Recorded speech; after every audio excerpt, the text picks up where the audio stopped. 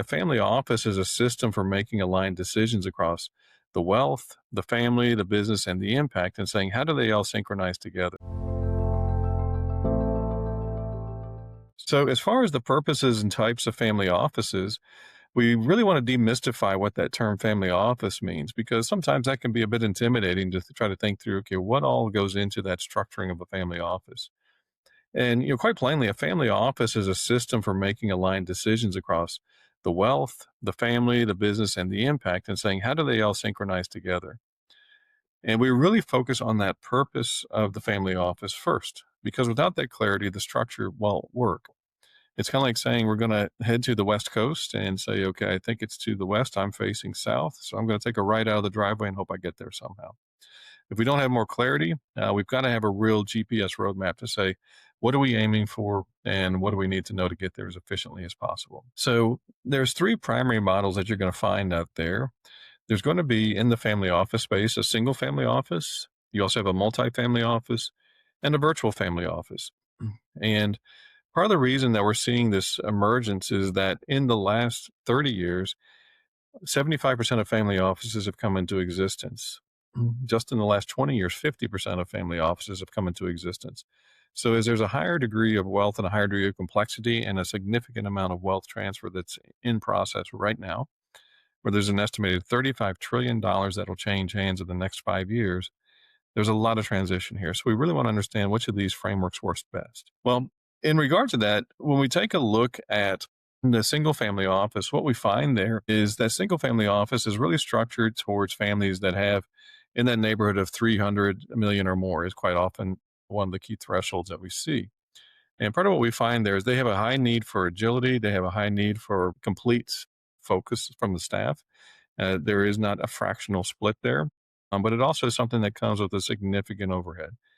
Because the reality is, you're competing against the Goldmans, the UBSs, the others, the Rockefellers of the world, those folks who have significant means and are going to pay a premium. So that's part of what we see there is it is highly tailored, highly customized, but does come with the prerequisite price tag that you would expect with that kind of approach. There's also the multifamily office model, and this can be a nice interim approach where if you don't necessarily have the assets and capital to support the infrastructure of having your own single family office, then a multifamily office can be a good fit.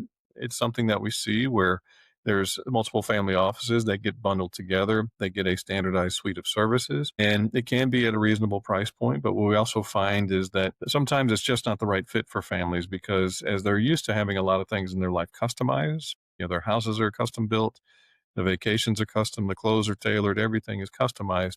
It may feel a bit odd when they keep seeing that everything has this sort of standardized structure and some things that they may not need that they're paying for and others that they'd like to have that they may not have access to.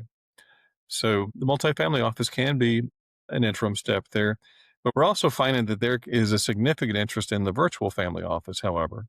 And what we find there is in the virtual family office planning space, what happens there is that capability to have fractionalized leadership.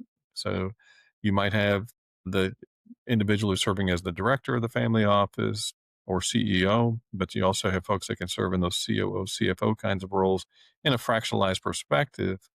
But also, as we look at that, you're now having that capability to bring in the very specific experts you need, not a laundry list of other folks that you may or may not have use for. So now you get a nice match of customized, but without the overhead infrastructure that comes with a single family office. And what we find there is that this virtual type of family office can give you a lot of that customization, agility, as well as the fractional expertise without having to pay for full time support. We see also as well that there's really an intentional focus around getting to the right governance structures as well, because as we start to take a look at what kind of family office structure you need, having that right governance structure is going to be important.